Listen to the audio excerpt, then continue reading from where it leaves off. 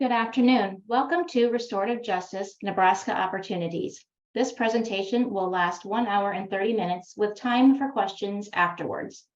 All participants have been placed on mute. If you have a question during the presentation, please enter it in the chat.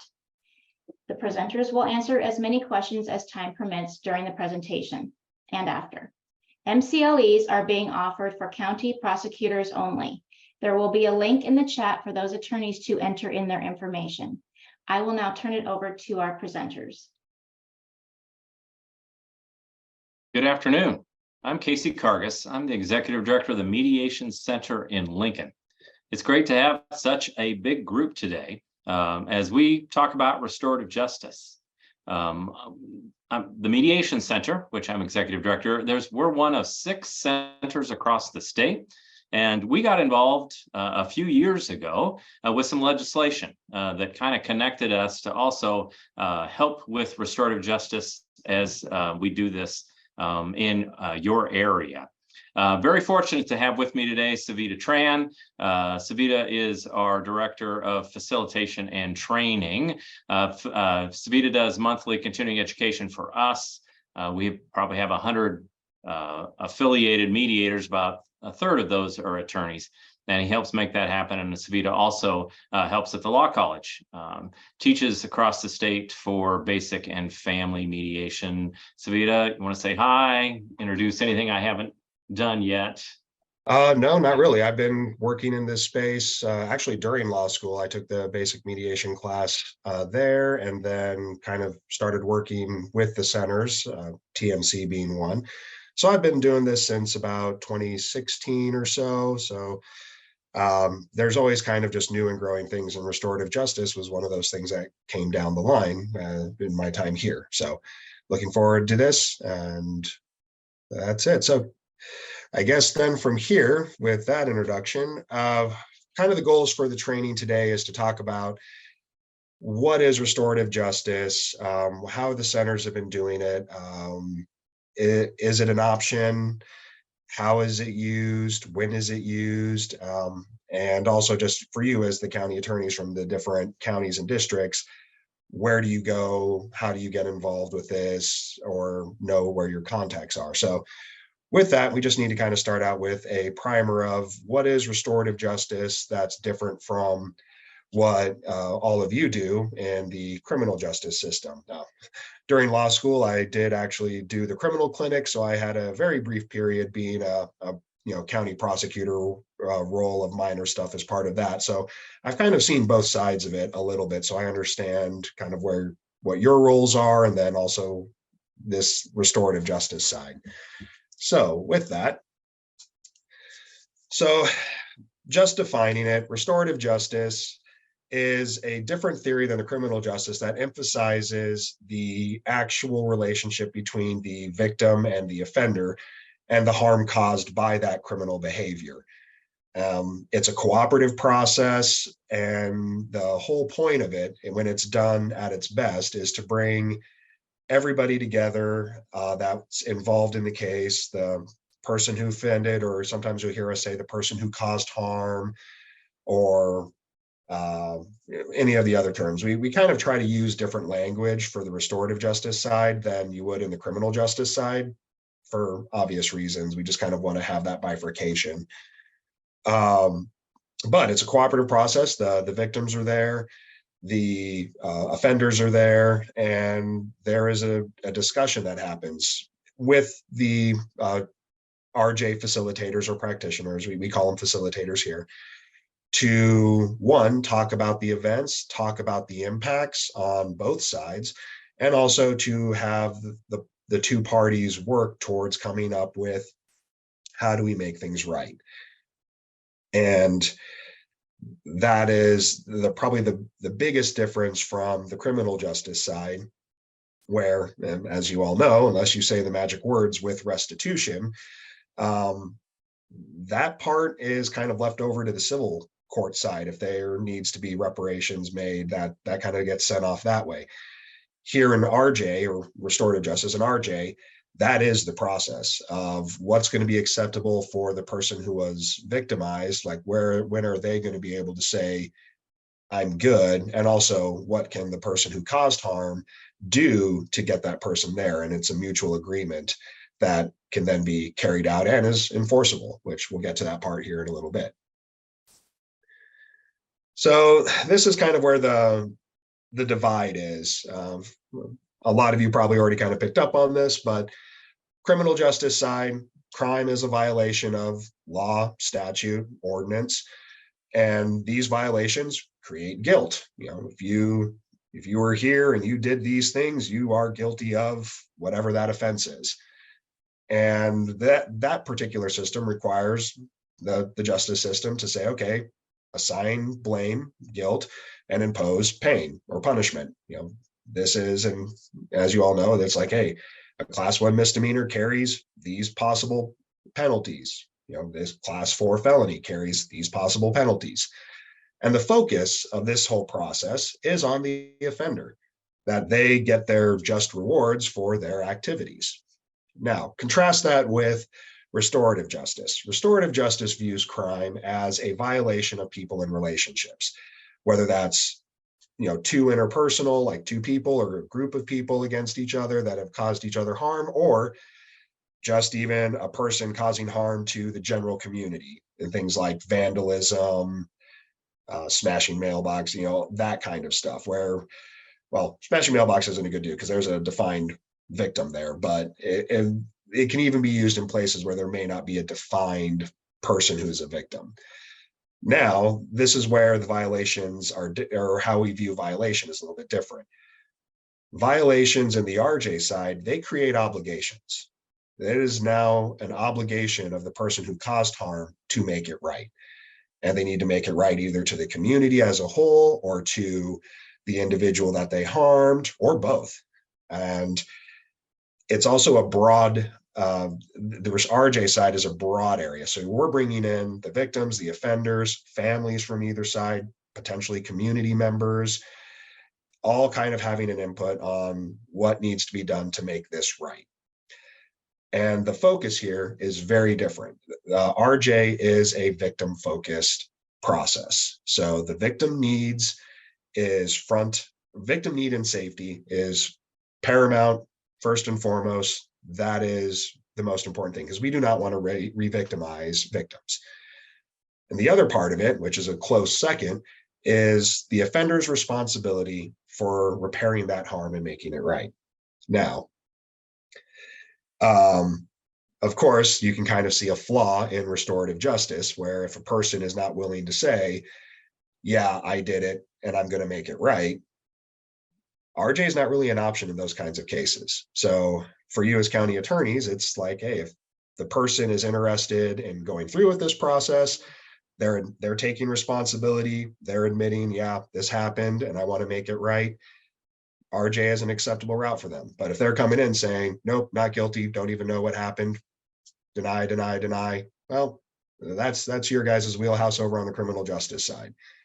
As much as I like restorative justice and really think it's a very useful process, I'm not the person who will say that it's the silver bullet that will cure all woes of society. My view is that you need both systems.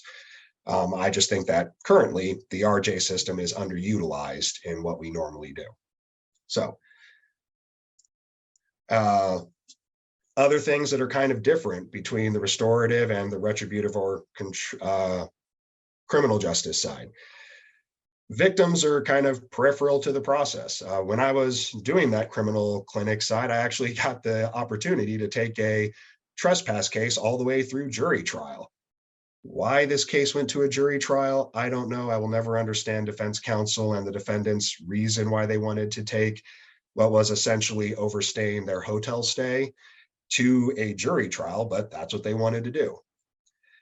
And in that whole process, I realized something, is that the victims of this whole thing, which were the owner proprietors of this hotel,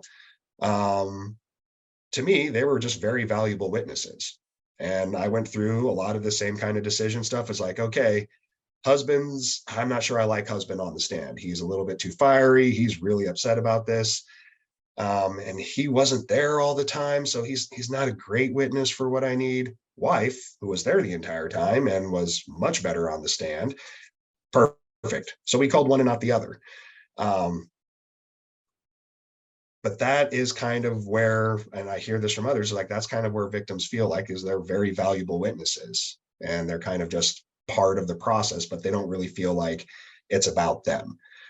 Offenders, you know, as a society, we have said, hey, these are the rules and norms that we're all supposed to follow, and you didn't do that. So you failed. And this is what we have to do about it. Individual act, individual responsibility, pay your due to the piper. Contrast that with the restorative side. And again, like I said previously, it is victim-centered. And yes, I'm going to say that over and over again because it's such a paradigm shift. We are focused on the victims, and they are central to resolving the matter, the crime, resolving the case. Because if they aren't the ones to say, yes, that is enough, that's enough restitution, that's enough community service, that's enough whatever it is, it doesn't get resolved. And the offenders, well, yes, you did not hold up to societal's norms and standards. They're defined more in our process of what can you do to make it right? Sometimes, like in the case of very serious crimes, assaults, deaths, even in the case of theft, where someone's stealing something and flips it and sells it and they don't have access to it, sometimes there is no way to undo what was done, as we all know. But what can you do to make it right? That's the question that we put on the offenders. Sometimes, yeah, they are able to return the goods or, pay in restitution or do other things. But a lot of times it's kind of a creative process of you can't return tit for tat. You have to come up with some other way of making things right. And finally, crime is not just an individual thing. It is a individual and a social process. You have just the people involved, and you also have the broader community as a whole. And both sides have expectations and responsibilities. So that's the difference on the RJ side. And I'm seeing we have a chat question. Oh, no. That's just the link that Christy was talking about earlier. Okay. Now, guiding stars for RJ process is that all humans, no matter what they've done, have dignity and have worth.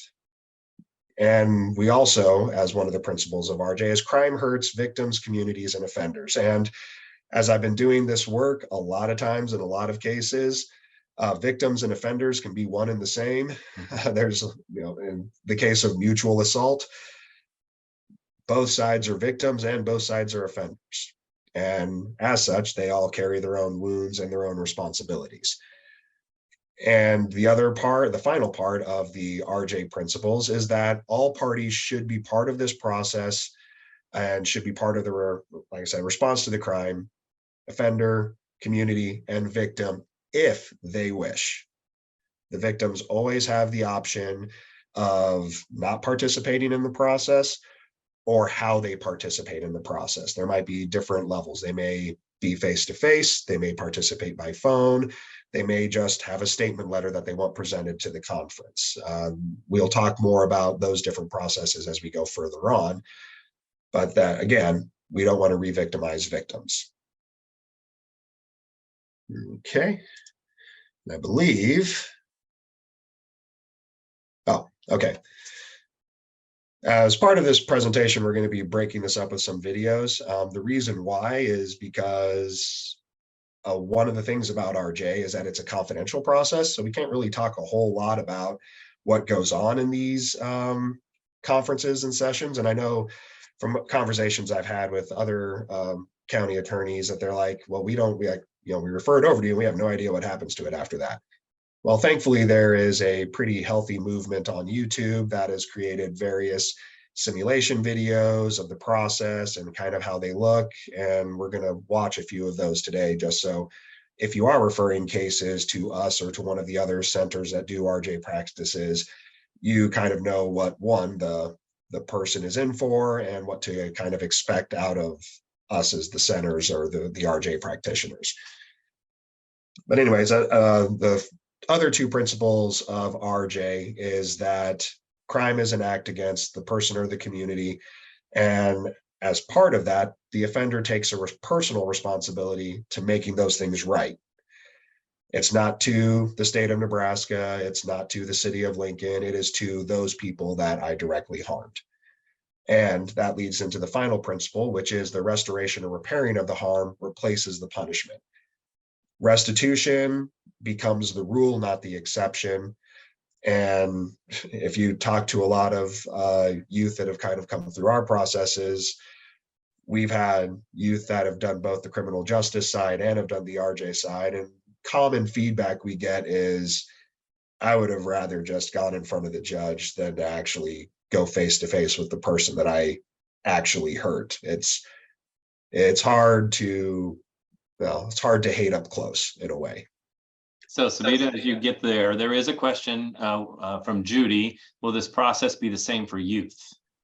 Okay, so Judy, right now this process in Nebraska is only for youth. We're still trying to figure out the framework of breaking into the adult side of RJ. We'll talk about what we do here in Lancaster County as far as how we work with youth. But right now, RJ practices are entirely youth-based. So, and then Sarah, outcome data collected on these cases? Actually, yes. The university just wrapped up so RJ has kind of been a thing here in Nebraska now for how many years, Casey? 5, 7, something like that? 5 or 7, somewhere about the same time I came into the system. And yes, the data is shared publicly. We can provide that to everyone, right, Casey? Because we have that. Yep. Yeah, so there is actually data on this now that we've been doing this for years. And that's actually part of our presentation, and we can get you that data as well. Oh, and then, yeah, we have no problem sharing the PowerPoint. We'll make sure that Tammy and Christy get all that stuff so they can push it out to everyone here. All right. And then again, talked about how the victim is central to deciding when the harm is considered done. Now, a lot of people think that victims are going to come in just like, I want my pound of flesh and I don't care how much blood it spills. But in our experience, that's actually not how most victims approach the process. The victims a lot of times are approaching the process from a personal level. Like they're wanting to know questions like, why me? Or was this random? Or was this targeted? Or why? They're asking those kinds of questions. They're not wanting to tar and feather the victim or the offender. And I think part of that might be in our process is because we're only dealing with youth. And oftentimes the victims may be adults. There's kind of a sense a lot of times in these conferences of, I was a dumb kid once too, but you can't continue doing this kind of stuff. So there's a bit of grace. Victims come to the process with more grace than I thought. Oh, and Kelly Riley just posted, there are centers that conduct adult RJ cases as well. Yes, and we'll talk about that. There are different, it really comes down to in a lot of respects to you guys as the county prosecutors. You can refer the process, whether it's an adult or a youth offender. But at the end of the day, that's your wheelhouse on, and we'll talk a bit about how that case progression can track. But the county is really kind of the gatekeeper and how you decide to, just like in everything else, how you decide to prosecute cases. All right. So here's the first video. Sorry, that was a few more slides. And hopefully it works when I click this.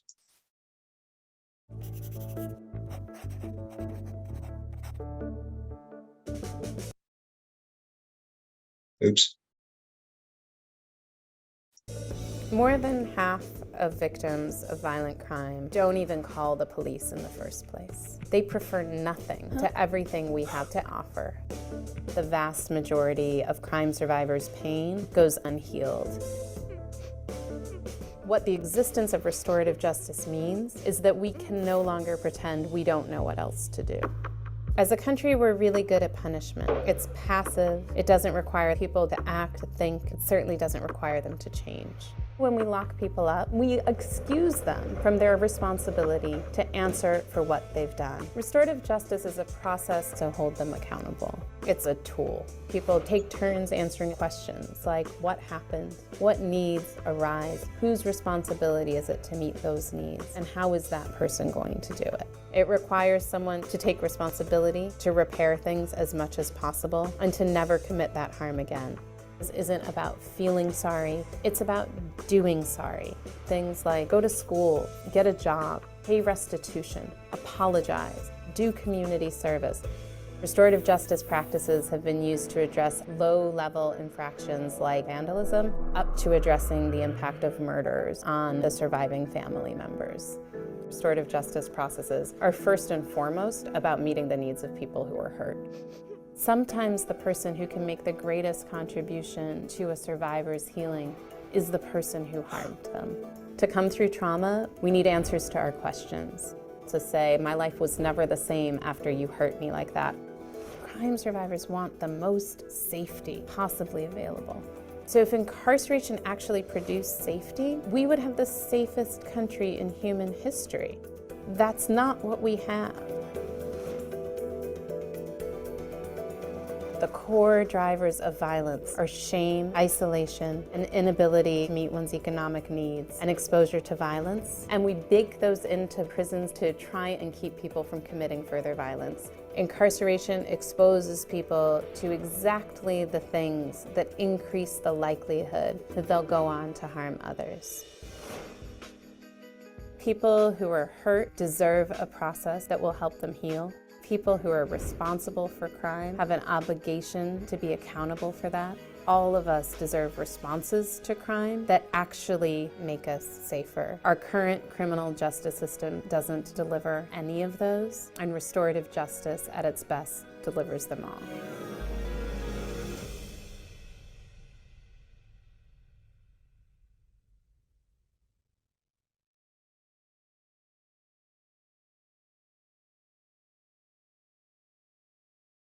All right. Sorry about the little glitch there. I didn't realize once I shut off my video to save on streaming bandwidth, it would pause the video. We'll do it better for the next one. All right. So from here, that was kind of the basics on just defining what restorative justice is at, about the 5,000 level. And now we're going to talk about more the statutes and kind of what's there. And I'll hand this off to Casey. Give my voice a little bit of a break. Yeah, we saw Kelly Riley pop in with the chat earlier. The Office of Dispute Resolution helped the centers work a few years ago on legislation, and we continue to add to it over the years. I'll just kind of give some examples of how the centers got where we are. I'll give a Lancaster County example. Gosh, it was 15 years ago, and had a bunch of kids break into a church, and the congregation decided, how could they be involved to kind of share what an impact it had on that church? So we worked with the county. We actually had quite a few church members go through mediation and restorative justice training, and to prepare themselves to work with the youth to see the impact that they had, not only on the building on that day, but also on the community and the congregation from that point moving forward. And it really took steps into a program that we use in Lancaster County even to this day. When we were working on legislation, we were working with legislators, and the story usually we told, there was a youth that it was a local high school, and they going around the back of a pickup, and they were throwing snowballs on a nice snowy day, threw a snowball and went through a window.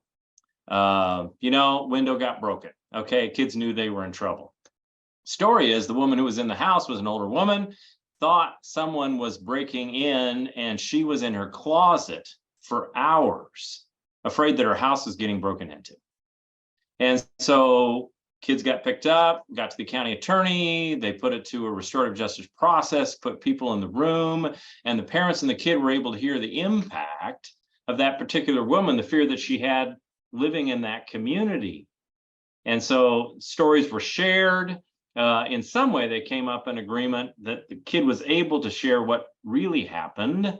And that particular kid helped mow the lawn for a few weeks and tried to, in some way, not only pay back the woman for what the damage that had been done with the window, but the trust of the community. And so we have been working on legislation to make sure that this is an opportunity in your area. It can happen. And so here are a few of the statutes that have been used do know, and especially as you see when it comes to truancy has been one area that we've been working on, but it's always an option that you can have. Now, FYI, some of this stuff, I got to get credit to our county attorneys, Lancaster County. Chris Turner used to help do these presentations with us. Chris Reed continues to do those presentations with us. So a lot of the stuff that you're seeing, if there are on, this is some of their stuff. So Sovida, you want to go to the next one? And why? We met with our local schools in our county probably 7-8 years ago. And the county attorney and our county school person actually went to Georgetown. And they were working on some studies because in Lancaster County, they were saying when they kick kids out of school, graduation rates go down. And so is there a way to divert those kids into, in some way, working them way back into the system instead of trying to get them caught in the system or kick them out? So you do an awful lot of this is you use diversion. As you know, in some way, what you're trying to do is you're trying to get the kids, the youth to, in some way, have services, reduce recidivism, which is really important. And then for community, this can be less cost if in some way the kids are able to do that. And an awful lot of these youth are able to be successful when they do that. And so we'll be talking today, we get involved with schools, diversion, and we also have contracts with probation. To try to have this as one option of the things that they can do.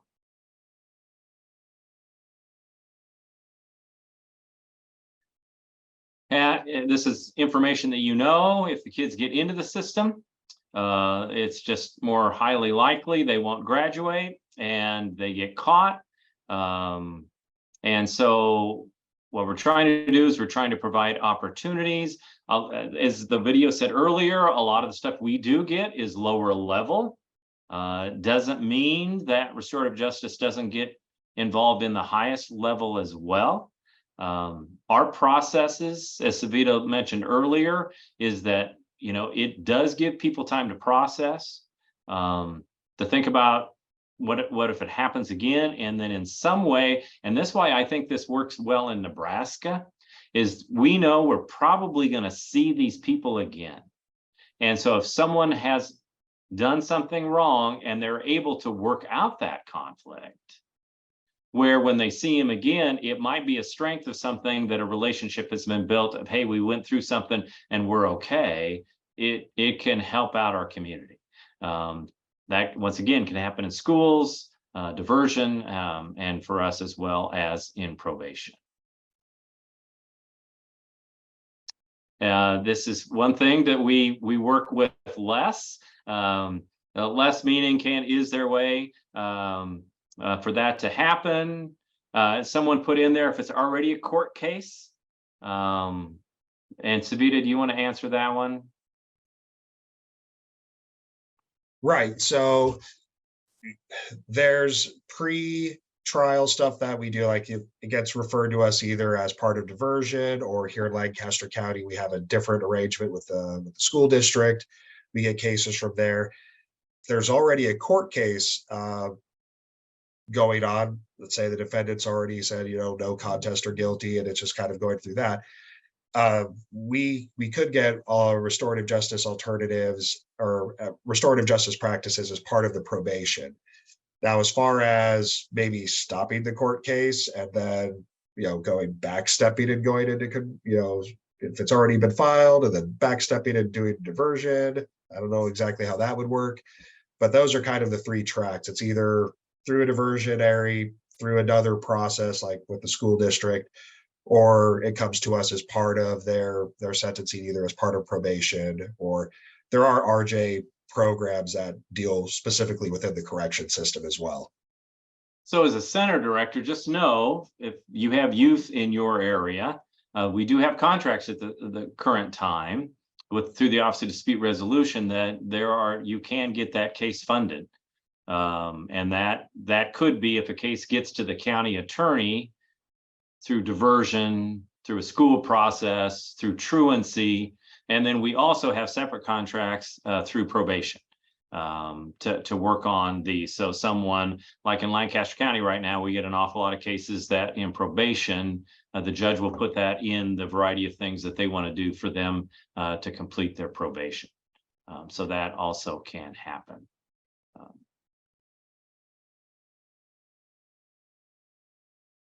So this is our county attorneys for us. First, we may talk a little bit more about that, but with our school cases, so if a kid gets in trouble at school, you'll hear today us talking about Project Restore. I think Project Restore, the results that we're getting back is an incredible success. Once again, it's some county attorneys in our county that went to Georgetown. And then through the Office of Dispute Resolution, we started working through the University of Minnesota and then have a variety of grants. We currently have a large national grant to work on this as well, to infuse this across the state. So right now, if you're interested, it's the time for, I think, all of us to work together. So an offense happens, it gets to an officer in some way, and as you know, can let it go.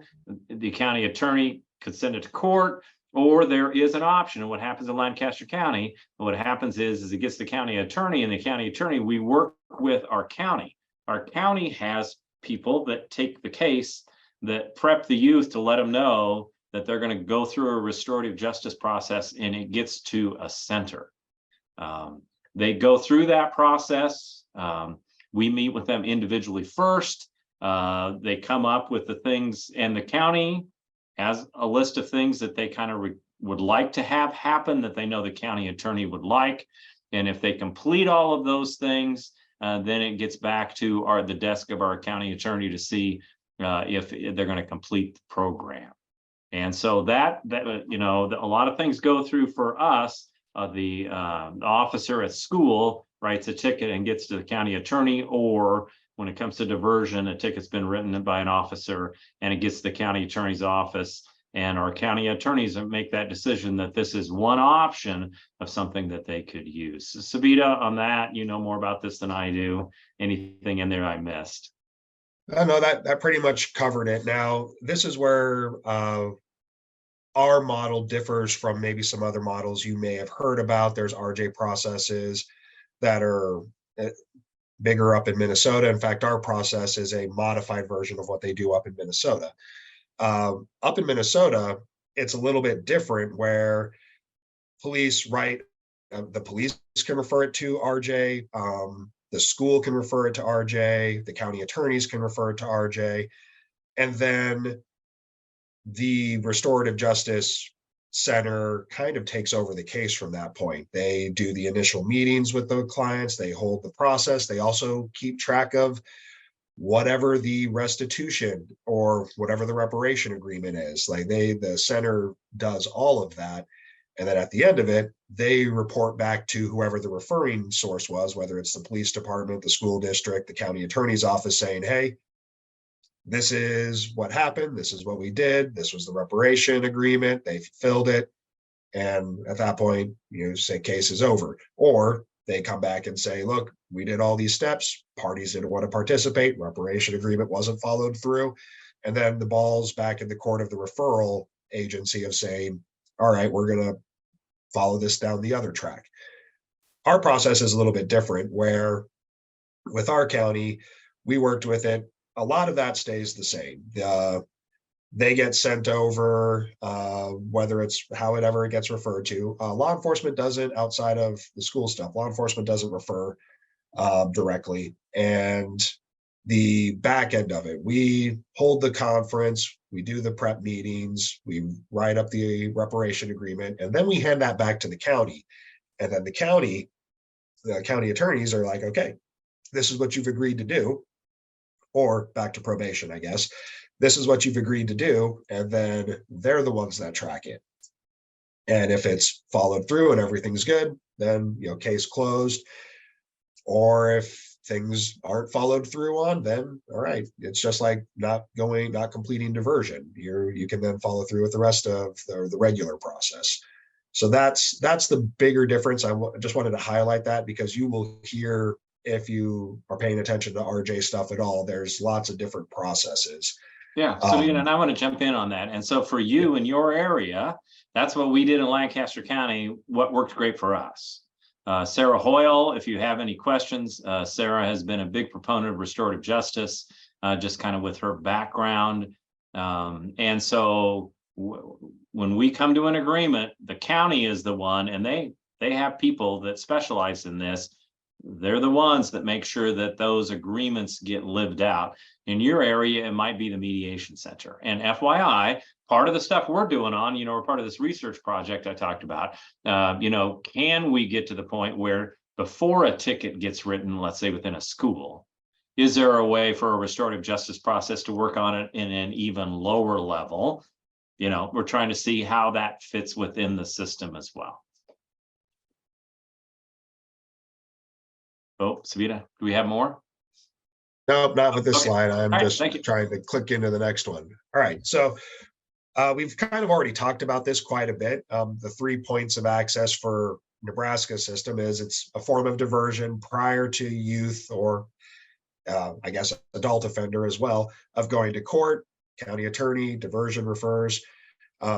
After the court, or after the youth goes to court, but before he or she is adjudicated on the crime. So this could be part of the court order that can happen. Doesn't happen a whole lot in our area, but that is an option.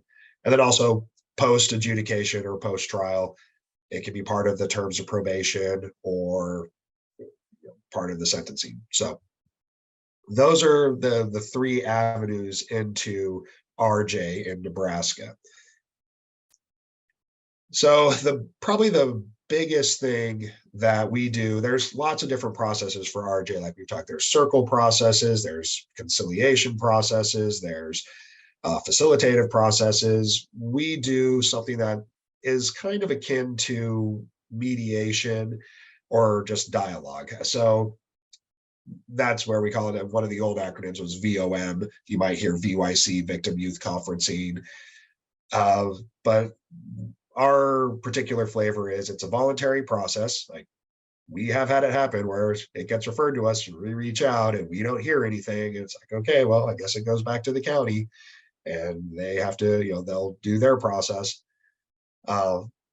Where there's the trained mediator or facilitator, and it's very much like what we do on our mediation side. It's a facilitative process, and we create the space for the victim and the offender in a structured format to talk about what happened and also express feelings, questions answered, and a lot of times move towards sometimes even repairing relationships. The number of school fights that we get between former friends is, I'm not sure what the exact percentage is, but it's most of them. Well, let me jump in there, Sovida. And we talk about changing of the name. That happened very early when we started doing these. When we would get referred a victim or an offender, and we started using that terminology with the youth, it was confusing to them. Because who started the fight? Who said the first that, and so that's when we started taking those labels off, because we know that's complex. Yes, it got referred in one way, but when we get the youth together to work, to take those labels away, to have them work through what happened.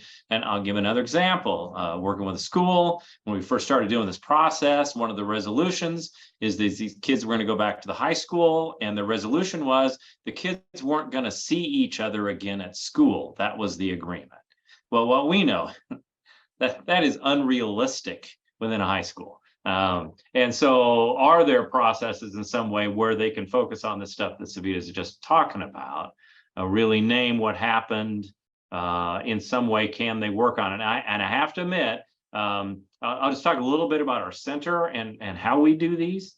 We have, Sovida and I are on staff. We have 6 on staff. We have a couple attorneys on staff. A majority of the people that mediate these are affiliated mediators. And so we have almost 100 affiliated mediators, probably a third of those are attorneys. Most of our people go through basic mediation training, like a lot of you have, and then they go specialized training, especially their statutes.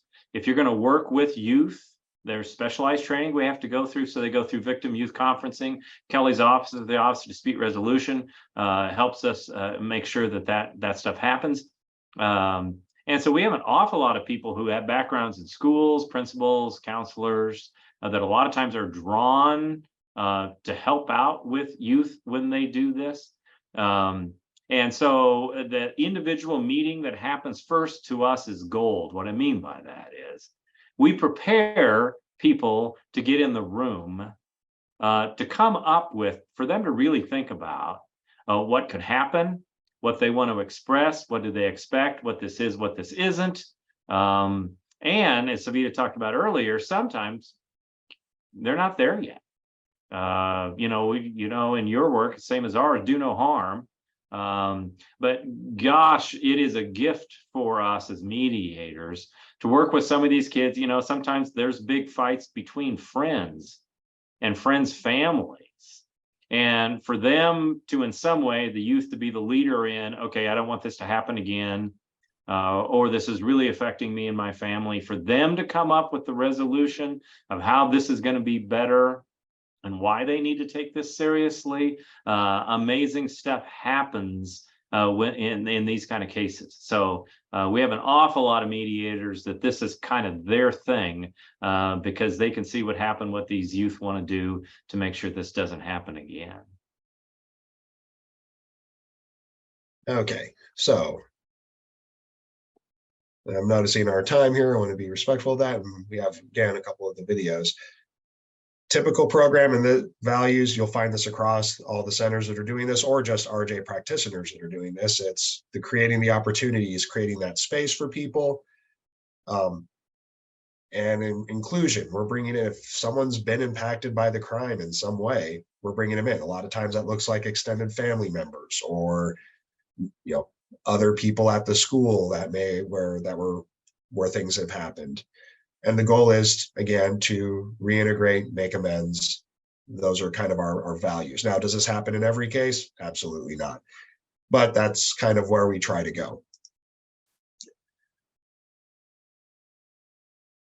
Right. So this, when you hear, the center say, yes, victim youth conferencing, or you get, you just see it in an email, or however you come across it, what is victim youth conferencing? That's kind of the term that we use most now. And this is, in its bullet point list, what it is. It's a process. It's structured. You're working with a trained mediator, trained facilitator, and you're engaging in a discussion about the events, about the crime itself. And it's a two-way street. It's the victim being able to tell the offender what happened, what it was from their seat at the table. And it also provides the opportunity for the offender to maybe give some context to the victim of why things happened the way they did. And then both the offender and the victim are directly involved in developing the restitution plan for the offender to pay back however it is, whether it's a financial debt, or like Casey talked about, mowing the lawn. Sometimes in this space, I kind of chuckle to myself, because we've kind of created this whole big format that used to just happen in small towns across America. Like me and my brothers growing up, we threw a baseball and took out Mr. B's window on the other side of the alley, and Mr. B got free yard care for the rest of the summer. And that was just kind of how things happen. But now we have this whole process. Sovida, that makes me think about, Sovida does he's in charge of our small claims. And, years ago, people were very nervous about mediation and small claims, and now they want to see an attempt at small claims before anything moves forward. But in that, a lot of times people are able to work out a plan that's not going to happen if it gets to the judge. And so, gosh, I could do this, and in this amount of time with this amount of payment, and all of a sudden they're coming up with something that's more realistic. And youth can do that too. And so and laws are different, counties are different. Sometimes it's financial, sometimes it's the community service. Sometimes it's the apology. There's a lot of different things that they get creative. So some amazing things can happen. Right. So we had a question here. Does restitution sometimes put emphasis on the youth not repeating the crime instead of on paying back financial debt? Yes. When we use the word restitution, we're normally talking about the financial piece, but there's a lot of times where we've had one case in mind comes into mind where we had it was a firework incident on a 4th of July. And one of the things that was put on the table was, we don't care or need your money. We don't want that. Again, there were some medical bills. What we want you to do is we want you to shadow or volunteer at a hospital that has a burn center. And as if you're from Lincoln, we do have a burn center here. And that became part of the restitution agreement, was this youth would get firsthand experience of how bad this particular behavior could have gone. And you'll see that in other areas. Public apologies, like an actual written letter apology for causing damage at a school or things like that.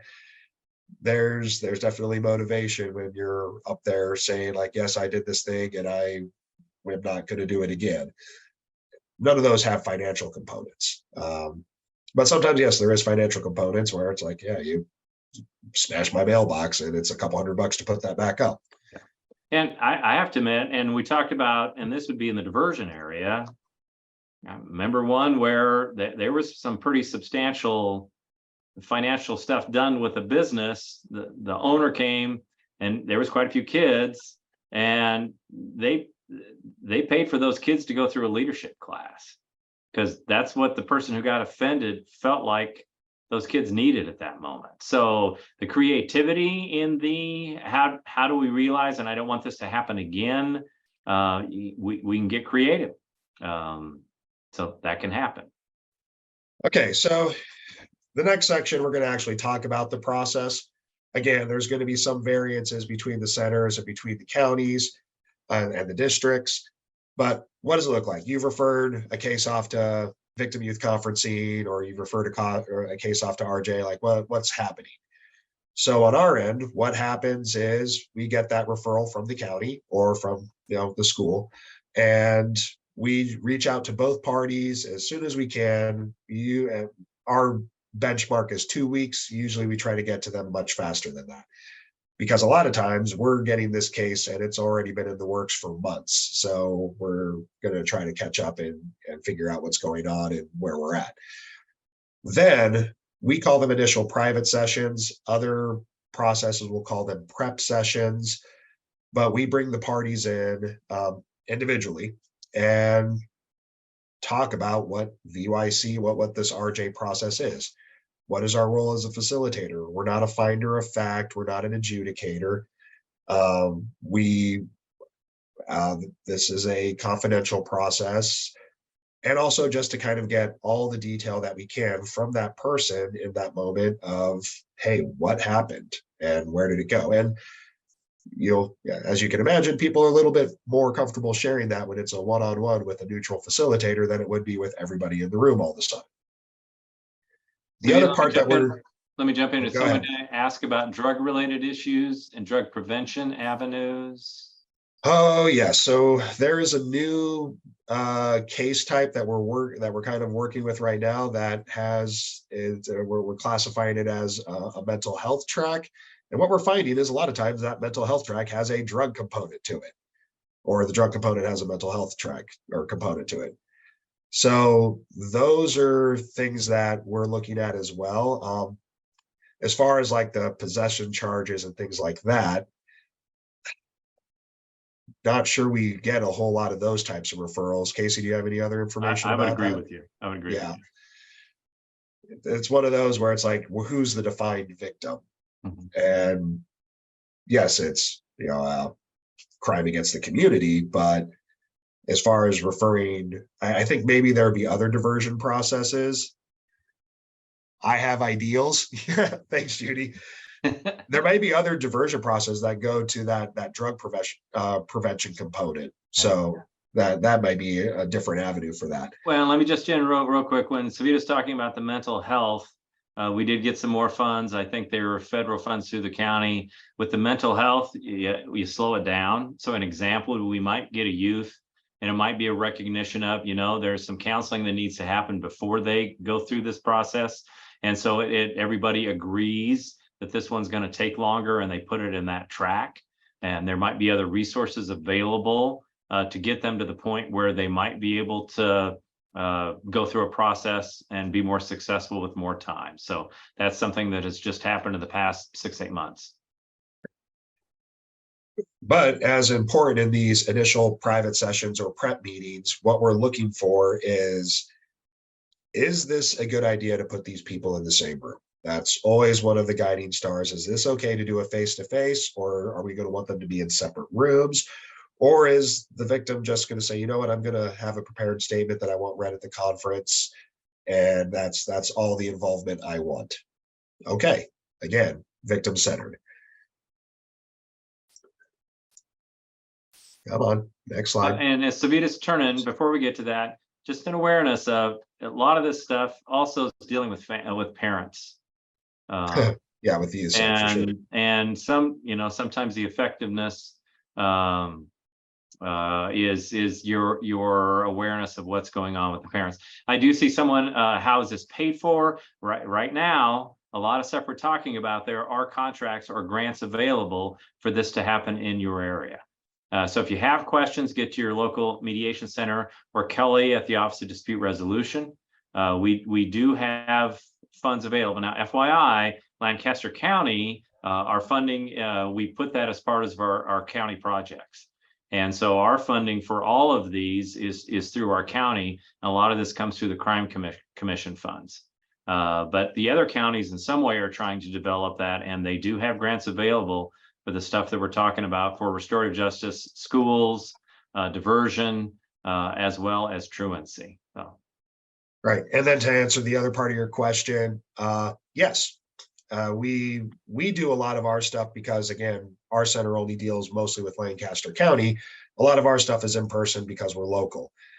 You have conversations with Central Mediation Center out in Kearney or Mediation West out in Scottsbluff. They do a lot more over Zoom or a lot more other processes. So so I guess, yeah, to kind of maybe expand that a little bit more, there are the 6 community mediation centers throughout the state of Nebraska, and all 6 of us have RJ services that are part of our scope as just part of what we do. So whatever county you're in, there is a community mediation center that is kind of tasked with your area. And again, I'm sure that the map is still up on the Supreme Court's website.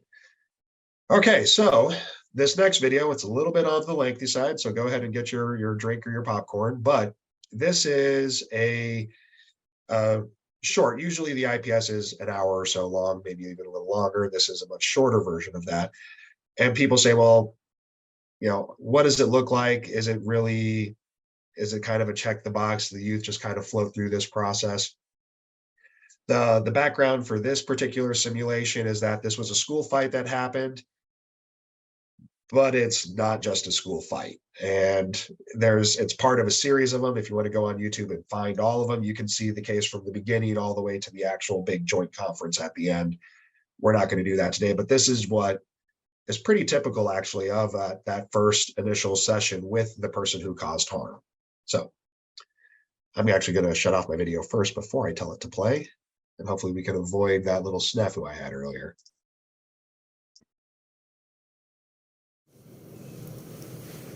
So, thank you so much for meeting with us today. My name is Justine, and I am a Restorative Justice Conference facilitator.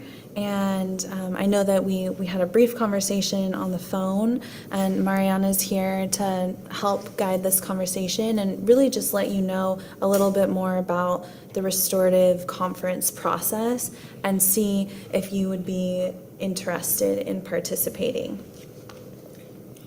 So I can just start off by explaining a little bit about the process. When we say a restorative conference, what we mean is that would be an opportunity for you to come together with David, the other student that you fought with, to talk about the incident that happened and take responsibility for the pieces that you can. And we'll talk a little bit more about that. And share the impact of the incident on all of you, your whole family, and on you, and also figure out a way to move forward.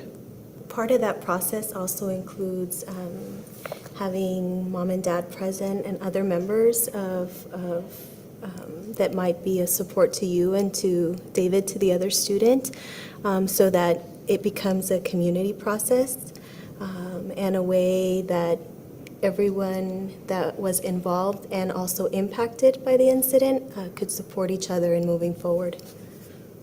So I want you all to know that everything that we say here is confidential. It won't be used in the expulsion process or in any other process. This is really our opportunity to just speak freely about what your experience was and what you've been going through.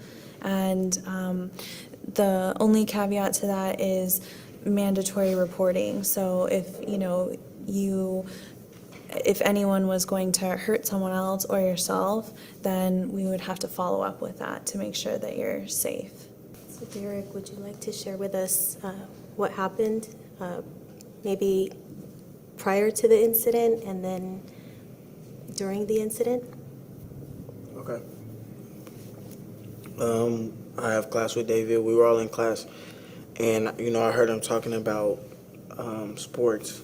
So I made a joke, and everybody started laughing. I didn't really think it was a big deal, nothing like that, And I guess a couple weeks later, we saw each other in the hallway. We bumped each other. Maybe I said something. I don't really know. Maybe I said something to him, but it wasn't really a big deal. We just kept going our own ways. And then in the locker room, we were all in the locker room, and of course we were talking about sports, and I made a joke. Everybody laughed again, but I guess he wasn't really happy with that I told a joke or whatever. Maybe he thought it pertained to him. I don't really know. But, so he got mad and said some things about me being black and stuff and, some really racist things. So I did what I had to do. I got angry and, we ended up fighting. I want to go back a little bit. Earlier you said that when you walked into class, you heard him talk about sports and that you made a joke toward him. I don't know. I wouldn't say it was towards him, but just, I don't know, maybe he felt like it was towards him.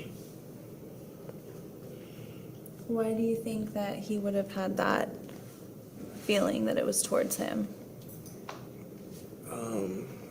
Maybe because a lot of people say that he might be gay or something. Okay. And your joke was about that? Yeah. Can you share more details about that? What exactly did you say?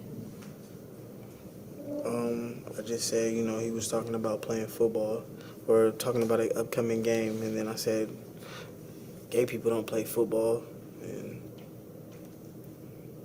everybody started laughing. and he wasn't really laughing about that. And Derek, I'm asking these questions because these are the types of questions that are going to come up in the conference, and that others that are there, they're going to want answers to these types of questions. So I want to make sure that you feel really prepared for that experience. And we want to help you think through what happened so that you feel really clear too, and so that you can share as directly as possible about the things that happen. And the more that you can share the exact words and the exact jokes that you use, the more helpful it'll be for people that are there. And we're having the same conversation with David and asking him to really be clear on what he can take responsibility for too, because it does seem like there was an interaction between both of you, and it wasn't just one person's fault, right? Yeah. So in the spirit of that, if we can kind of talk a little bit more about what exactly was said, because that'll be really helpful to share with everyone too, even though it's hard, I know. Okay. When you saw his reaction, did you know then that maybe it wasn't a joke, or? Yeah, but I mean, I guess in the moment people were laughing, so I really didn't care. And thinking back to that moment, if you were on his end of it and someone called you something that maybe hurt you and everyone was laughing, what do you think that experience may have felt like for him? It probably felt pretty bad.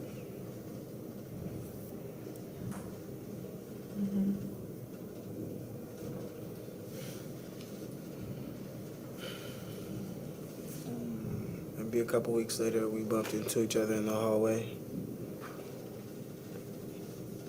Yeah, and I don't know, some words were said a little bit, and we kept going. Did you see him coming and you kind of went towards him, or how did that look? Yeah, I thought he would move out my way, though. But he didn't, and we bumped. Okay. And then what happened from there? I kind of got a little frustrated with him, and I called him a name. What was that?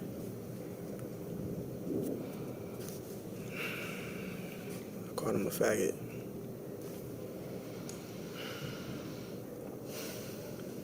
And it seems like right now, saying that word is kind of challenging for you. Yeah.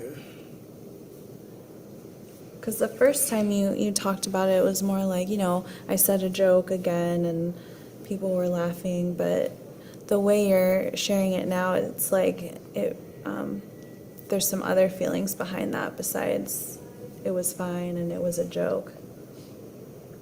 How are you feeling about that? I know that's probably it's not a word I should be using to describe David.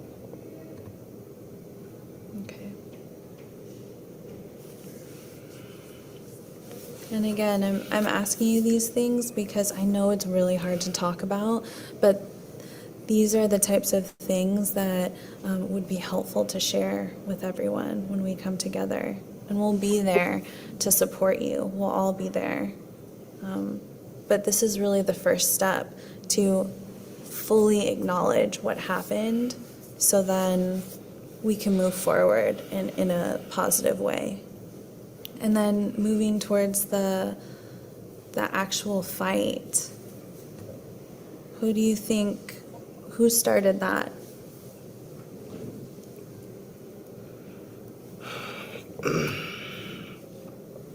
I probably started it because I said another joke in the locker room.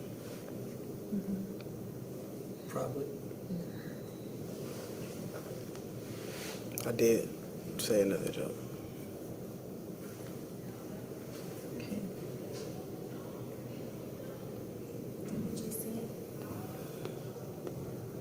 I said David probably would love playing football because he gets to touch other boys.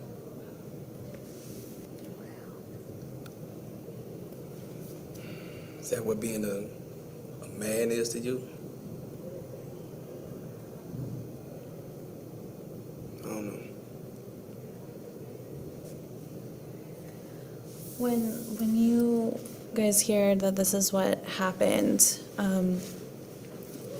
you know, you're going to be there in the conference as well and have an opportunity to share who Derek is and what the impact was on you that day that all of this happened.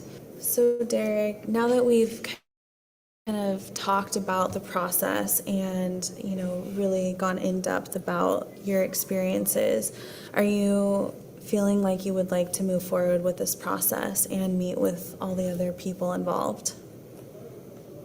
Yes. I realize I gotta take responsibility for the part I played in this. Okay. Perhaps you could start thinking about what you could do to make things better with David and repair any harm that was done or the harm that was done. And then also think about what you would say to him on that day. Maybe say to his family.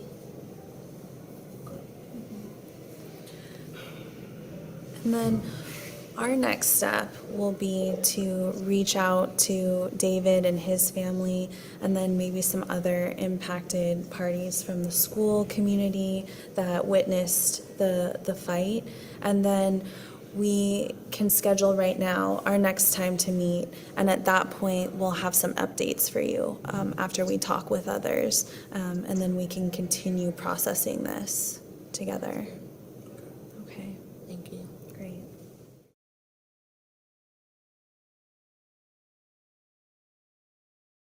And yes, it is that awkward in actual session. We include this kind of training when we're training new VYC facilitators, and some people are like, I don't want to ask that question. I don't want to take it down that road. No, that's kind of the point. Is there is a certain level of shame involved in this kind of process. And because at the end of the day, you didn't do the right thing, and there's going to be a little bit of repercussions for that. My favorite part of the video, though, is Mom's reactions. If you caught that, as it was playing through, how Mom was reacting to what her son was saying. With parents in the room with the youth, there's sometimes some parent-child management that has to happen. She didn't get as out of hand as some do, but there was definitely, that there was going to be some conversations on the ride home. And so, Sovida, I always remember I had one. It was a kid who was living with his grandmother and had an incident. Just, it was a middle school fight, and it was in a band room, and kid didn't think it was any big deal. Didn't think it affected anybody else. And there was his grandmother sitting there having to go through all of this, and looked at the grandmother and finally realized the effect it had on her. I think it was the first time for that middle school kid to realize it wasn't just me saying everything's okay. He got kicked out of school, and grades could be affected, scholarship, all that stuff. And it was that moment when he saw, oh my gosh, the effect it's having on my grandmother. It was a turning point for that kid. Yeah. So that's the prep side of the VYC process. Catherine Cook, do parents often speak for their children, enabling and trying to take over the conversation? That is a great. And that's the individual private session. And that's one of the things we're looking for with youth in particular. Right. It's like, because you might have that helicopter parent or that snowplow parent that is just trying to bulldoze everything out of the way of the kid. And you're like, those are things we have to manage. And it's part of our processes. It's like, hey, let's have the mediators meet with just the youth for a bit. Let's have the mediators meet with the parents for a bit. Probably one of the wildest ones or most complicated ones I've done was actually it was a school fight. but the families were like neighbors and had weekend barbecues and everything. So you had two layers. You had like the actual kids that were kind of having the broken relationship in the fight. And then you had the families that were now kind of almost at odds, like, well, what do we do about this? Because our kids are fighting. Can we not have, summer barbecues? And there was layers to that one. So in But yeah, Catherine, that's Yeah. the main thing, Catherine, on this part is, hey, now we try to bring it back to the youth. Like, this is a time for the youth to take responsibility for it. Now, we have had cases blow up where the parents are there like, nope, I'm not going to have my child do this. They're not going to sit through this. They did nothing wrong. They're the perfect angel. And those cases have to get sent back to the county to go through that and process. it's not uncommon that we have to ask the parent out and the kid realizes they did something wrong and are willing to work on it. I'll always remember the line of the parent: when I got arrested, I didn't have to go through this. And so it was a kid who was a parent who used this process. The kid wanted to go through, the parent didn't, and the kid was fantastic. And a lot of the times, kids get to the point that you saw on that, where they got to the point of realizing, okay, we have something to work on. And so a majority of the time they get there. There are cases, parents, kids, where they don't, but majority of the time they get to the point they know they have something that they need to do. So all the prep meetings happen, and then it's the day of conference, as we like to say. So we made the determination, hey, we're having people, and we're going to do a face-to-face on this one. Victims are okay with it, or victims okay with it. A person who caused harm is okay with it. Everybody's going to be in the same room. And then it follows again. It's a structured process, and not unlike creating a parenting plan. Like, hey, you need to do legal custody, physical custody. There's those boxes you have to check. We have a similar kind of process on the RJ side. The first round is what happened. This is the storytelling discussion. Both parties, and even extended family or other people that are part of this whole thing, they get a chance to talk about, hey, this is what this whole event was like from my seat at the table. We're not getting into name calling, or you did this or I did that. We're from your seat at the table, not in response to anybody else. What was this event like for you? And then the second round, which is usually the biggest part for youth involved. Again, I haven't done many of the adult side, but I imagine it would be similar there, is really trying to work with them to kind of expand. The example I use a lot of times is, hey, you throw a rock into a body of water, you create ripples. This event was a pretty big rock. Who else got impacted by those ripples? And that's where you start bringing in, like, well, how do your siblings feel about this? How does your friends feel about that? What about this person? What about that? And this is a lot of times, especially for middle schoolers and high schoolers, this might be the first time they've actually really sat down and thought, oh, what I did has impacts beyond me. Part of that's just where their developmental brain is at. They're not wired to think that way, but this is a time for that reflection, and then can really be transformative. And then that last part can make the last part of the discussion a lot easier, which is, okay, well, how do we make this right? How did the two of you come up with, what is it going to be? What's the timeline? What's the event going to be? And a lot of times the county has kind of sent it over with hey, we would really like to see X in this particular case. So there it kind of takes on a little bit of maybe like in a child welfare conference type bit, where the county, or not the county, the department saying, hey, this family needs to check these boxes for us to close out this case. Same kind of thing on the RJ side. Maybe the county has said, hey, we really think restitution's important for this case.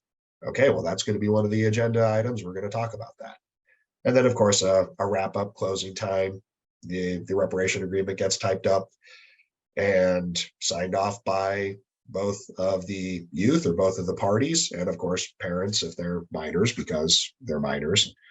And that gets sent back to the county, and the county manages it from there, at least in our process. Again, your area may go do something a little bit different with this. I think for the sake of time, because we're already at 2:16, a lot of this gets more into detail. The important thing that I'll point out about this is it says the offender goes first to tell their story. Actually, a lot of times we put that on the victim. And like victim, the victim, do you want to go first? Or they might defer and they say, I want to hear from the offender first. So again, victim centered. Okay. Sovida, there is a good question by Chris in the chat. Has to do with resource officers. Okay, let me see here.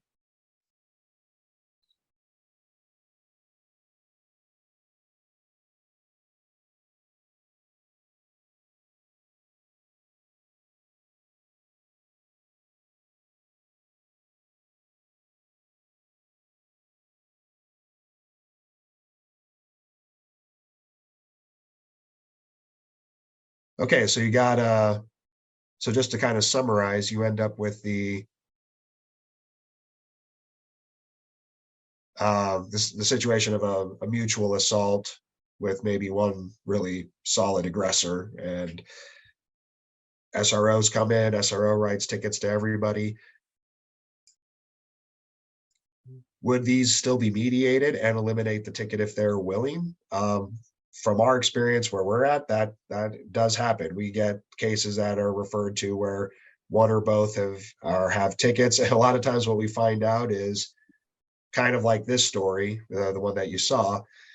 It's not, it's not the fight. And actually a lot of our facilitators that do this line of work come from the education space. And they talk about how, 20 years ago, if there were two kids that were beefing or had an issue with each other, everybody in the school knew about it long before it became a fight, and teachers and administrators would try to manage that so the fight wouldn't happen. Well, now so much of that stuff happens online on whatever messaging platform the kids are, so teachers don't know any of that stuff is happening until they turn around and these two kids are throwing down in the middle of the hall and they're like, well, what happened? And we get a lot of that. But yeah, for that, I don't see why those couldn't be sent to an RJ process and having both of those tickets just disappear if they both complete the process.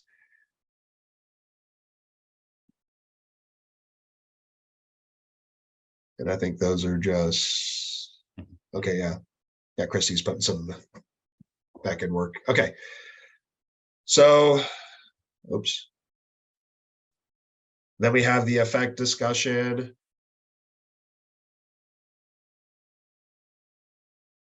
And then the situation, I kind of already ran over all this, but victim is invited to share what they think is important. The offender is asked to respond to those ideas and to add any other reparations. It doesn't, one of the things that surprises people in this process is a lot of time the offender will come up with, hey, these are things that I want to put this on the table to try to make things right.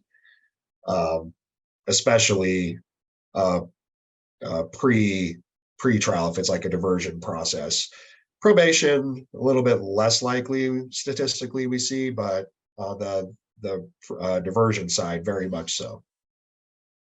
And options that are mutually agreeable, both sides have to agree to it, and are realistically achievable are written out and transferred to the agreement form. So yes, there is a form for this that we kind of use through our processes. But realistically achievable, I once had a youth say, agreed to pay back a pretty significant amount of money. And when I did the reality check on them, I'm like, how are you going to make that money? And he replied back, don't worry about it. No, we're going to worry about it, because part of this case had to do with the fact that you were trying to collect on a debt that you were owed for other criminal activity that you were doing. No, we're going to talk a little bit more about this. So what are the possible outcomes? Reparation plans, again, restitution, mowing lawns, things of that nature. Apologies are fairly common, especially in assault cases, whether they're written or verbal, private or public. Restitution, community service, services for the youth offender, that might be other mental health deals, other anger management, those kinds of things.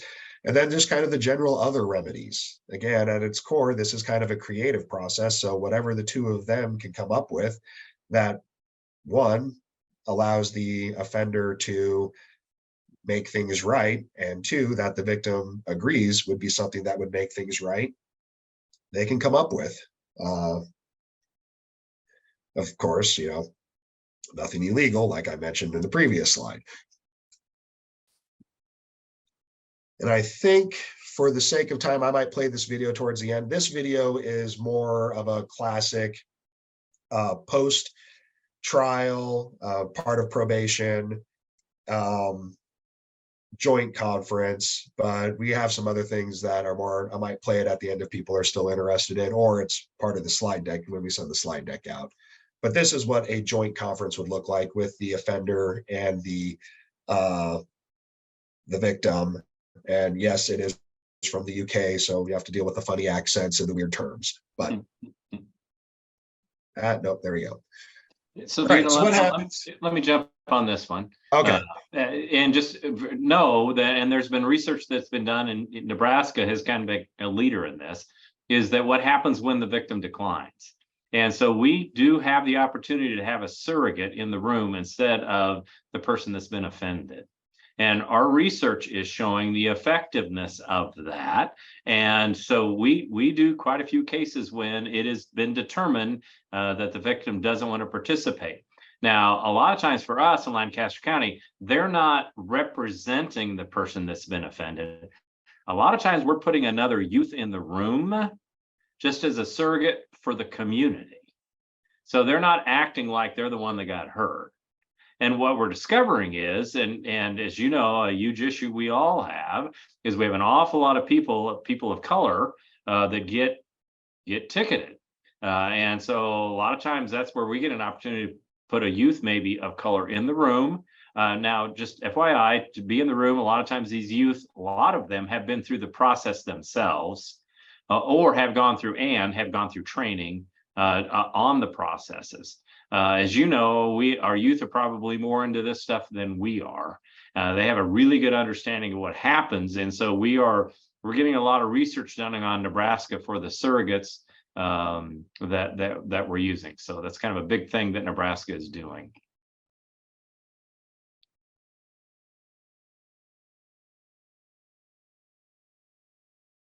And then also, sometimes Sovida's talked about, sometimes we realize, and like with our mediations, we do a lot of mediations where it's not appropriate to put people in the same room, same time.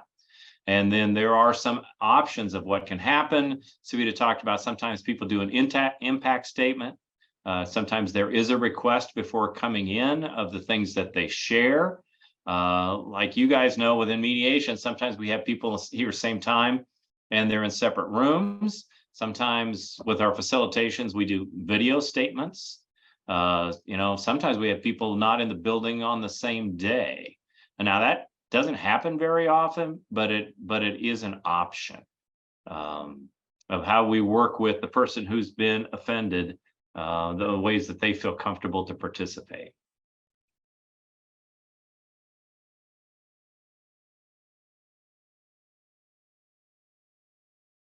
Sovida, you want to take that one? Sure thing. So we've already had it come up in the chat already. It's like, hey, what's the questions we most often get from county attorneys, defense counsel, other just people out in the community is does this actually matter? Does this reduce recidivism? Do victims actually feel like it was successful, or they felt better about it? And did the offender feel like the process was fair and addressed it? And also for the system as a whole, is this cost effective? Is this cheaper and better than what we're already doing? So those are kind of the four matrices that we've spent the research time looking at, of like, hey, does this actually play out the way that is, in a way, makes sense, not just feel good? So that was kind of a segue over into the empirical support for restorative justice section here, which Casey has done more presenting on than I have on this space. Some of this stuff's old, and also, as you can see, UK has actually been doing this for quite a while, so they have a better data set than we do. Yeah. But then we also, like I said, we have our own data set now that was put together by our own university. So, okay, Yeah. Casey? Yeah, and just FYI, we do have something that one piece that we've worked on, and this is the University of Omaha that just came out last month. Working with Kelly's office, we're working with Nebraska Lincoln as well as the University of Nebraska Omaha on research. The recidivism results are really high, but sometimes probably is because it's in a first offense. So a lot of the stuff we work on, so our statistics compared to the national average are very high, and the satisfaction rates are very high in the research that we're doing so far. But a lot of them probably has to do with that we're getting diversion and school kids on their first offense, which is a really good thing. So, and we have more research that's coming. But Kelly's office is working on that. But all the early results, like I said, Lancaster County, in some way, we got involved about 6-7 years ago, and we've been doing research in a variety of universities so far. I've been talking about Nebraska's been leaders about that. So, and Kelly, for everyone that hasn't already seen it, Kelly ODR has put up links to all of those the data that we have right there in the chat. So if you want to click on those and save them if you need them. Thank you. And then also her email address so you can get a hold of her. Well, and Sovida, I want to jump real quick because we just have a few minutes left. We also are involved in truancy. Just FYI, right now we do at our center a middle school. And so we create processes where we have the same kind of processes, have the family come in, do the individual session. In the session, we usually have a county representative and school people as support. We usually have the youth pick a favorite teacher or a coach, some support person to be in the room and have them come up with a plan that they would like to work on. And then FYI, we got a question for beyond middle school. Right now, we do middle school. There is a different kind of program that goes on for high school. So there is a program for high schools. The RJ stuff that we have right now in Lancaster County is focusing on middle school. So that's where our contract is. So yes, and Kelly put in there, it does allow up for age 18. And then each of our centers does this differently. We got some of our stuff out of Scotts Bluff, what they've been working on. And in Scotts Bluff, they're really trying to, we get when a ticket's been written. I know Scotts Bluff has been trying to work on before they get to that point. Can they bring that stuff to, but I wanted people to know that truancy is an area that we're starting to see the RJ to get involved with.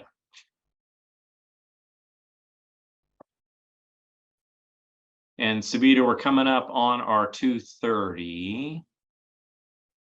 Yep. So just real briefly, the truancy support circles, they look a little bit different than the victim youth conferencing. As still, we kind of work with our 2 co-mediator model, and there is a specific agenda for that, which you saw mostly up here. And again, the important part is the document that's created, the plan, the start plan, stop plan, is done with the concerted effort of everyone in the room, the family, the youth, and even the school. If it's appropriate for them to step in and say, hey, these are areas that we can help the family, then they can do that as well. And when it comes to this plan, as you know, when they come in, there are certain guidelines they have to meet. And so there are some things in this plan that are already set. And then there are some things that they are adding that they're going to be willing to do to see if we can wrap around support to see if they can live this stuff out. This is the data for last year. For truancy. And once again, this truancy research is just new. So we're just starting to get some stuff back. But those, as you can see, we got a pretty good volume that we're working on with truancy, and this is Lancaster County. Your other centers are also doing this.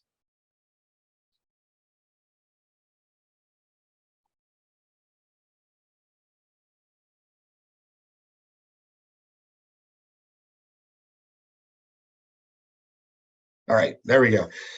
Again, we'll make sure that you all can get a copy of this slide deck. So if you wanted to look at some of these processes more in depth, but we are at 2:31. So figured I would open this up now to any kind of questions in the chat, or I guess, Christy or Tammy, is there other ways people can ask questions? I would say if anybody has questions, they would probably put it in the chat. And then we, as they come up, we will do that. If anyone would like to stay on, Sovida, I don't know if you'd want to show that video that you said that maybe at the end, it might be, I think we might have some participants that might be interested in seeing that. Please include links in the email with slides. Oh, April, you're talking about the stuff that Kelly posted, the data? Perfect. Okay, we can do that. So yeah, while people are kind of filtering in their questions, we'll play this last video. Yeah, let me save bandwidth here.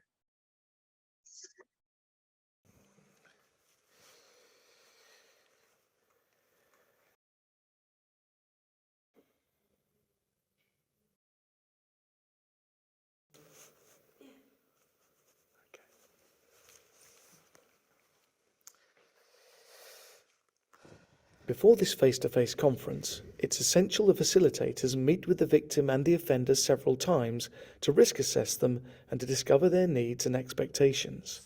Successful restorative justice depends on managing outcomes that are realistic for all parties.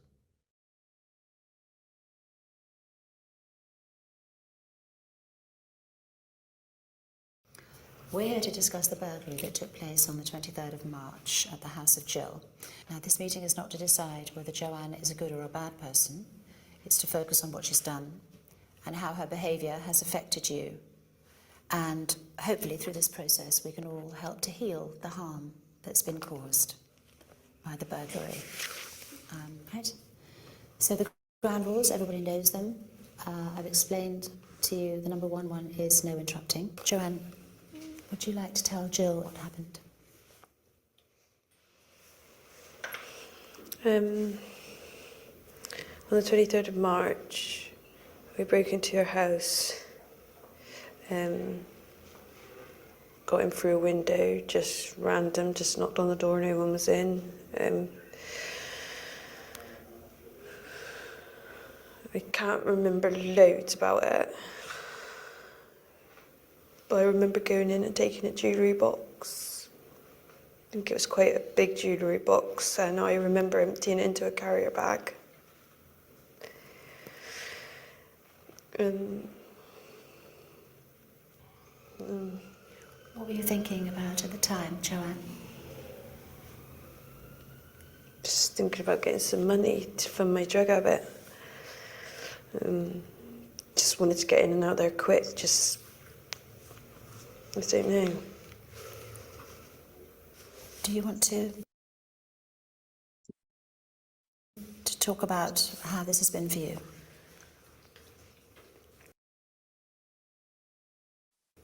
For me, the hardest part was that you took my jewellery and didn't take things that were of no emotional value in my house, like the laptops and cameras. You took all my jewellery. So it wasn't the things that were of any value monetarily, it was things that my children had bought me, which are gone and were irreplaceable. It was, all my memories are gone. A funeral of my family. My children are gone in half an hour when you were in my house. So I was devastated, absolutely devastated. I'm sorry. I know what I say can't really like replace any of the things I stole. I just want to apologise.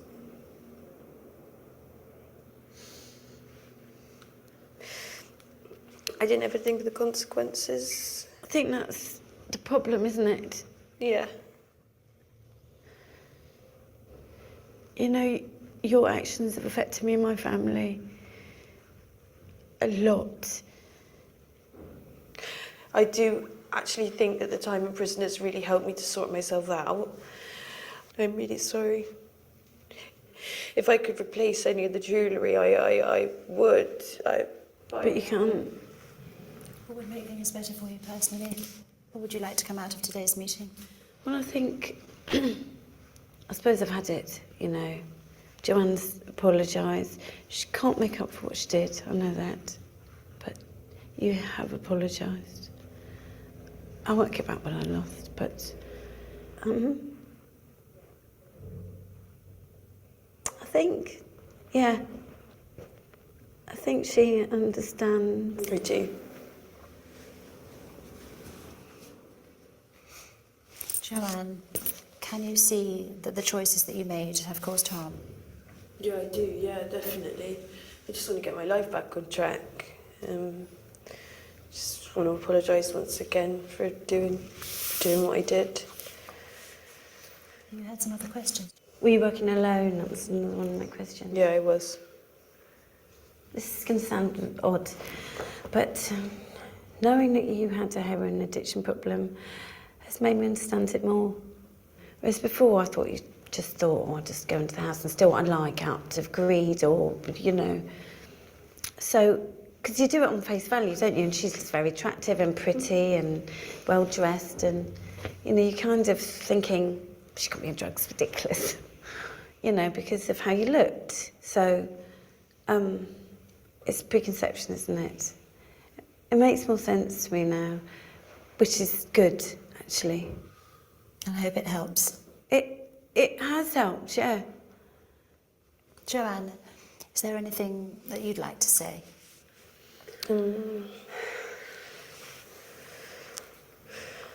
I do feel like I should say like more, but I don't. I think the nerves got the better of me today, but. Me.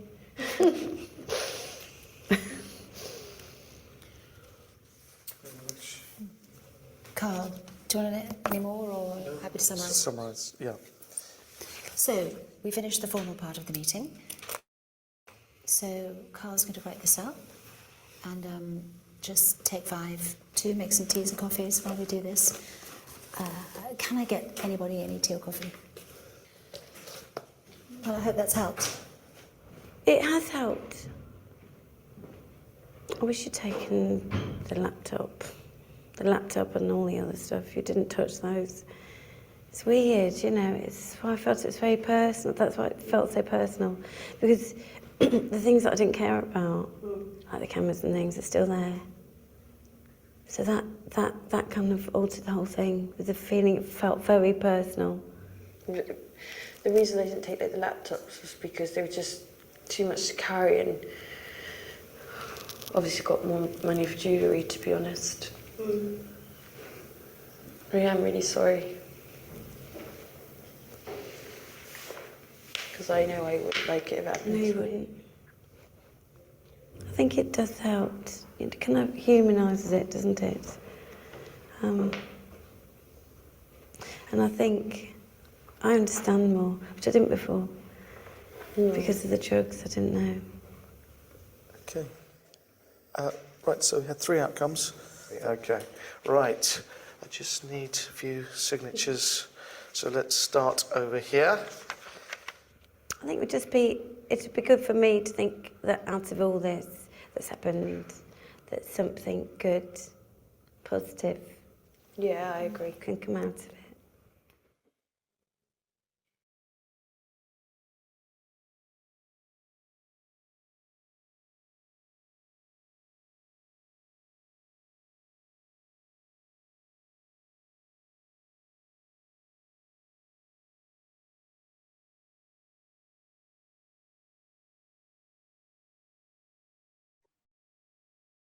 It always surprises me a little bit how just different the cultures are. You compare that to the first video, very supportive, very kind of almost way of like, just tapping toes into the water till you get comfortable to move in. The British side is right. So we're here to talk about a burglary.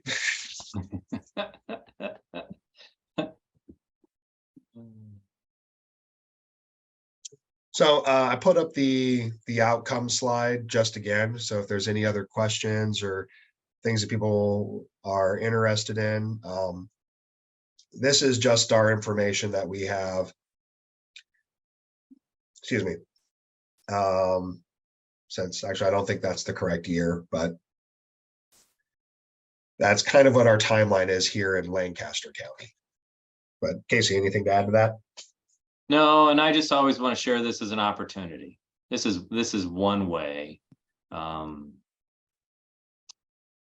there was another question, is any of this done before it goes to the county attorney? And just FYI, we're working on that to see if that's a possibility right now. And just where this has gone is that at one time for the funding, we couldn't touch it unless it was a ticket written. And now we're seeing people loosen that up. So we are working on, can we work on something before a ticket is written and gets to the county attorney? So there are a variety of paths we're working on, and all of our centers, and certain areas that's probably going to happen before others. But I do want to emphasize once again, if you want to work on processes within your area, we have center directors that are willing to work with you on that. And to strategize what works best for you. And what I've discovered being in this business for a long time, every area probably emphasizes something different. And so if the right people at the right time want to help make something happen, I think we have incredible leadership in Nebraska. And as you know, a lot of times people look to us for what we're doing. So get a hold of your center directors or Kelly at the Office of Dispute Resolution, and we will help work with you.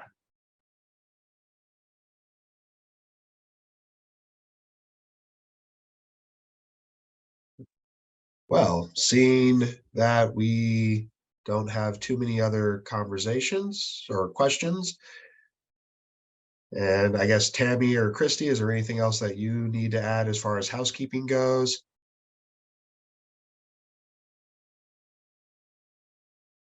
You're muted, Tammy. Sorry. Okay. Nothing else. If everybody can please complete a survey at the end, we would really appreciate your feedback. We do want to thank Casey and Sovida for their time. This was absolutely wonderful information, wonderful things happening. I'm very much of a prevention focused kind of person, and I think this really helps those youth avoid from more intense services, of course, later on.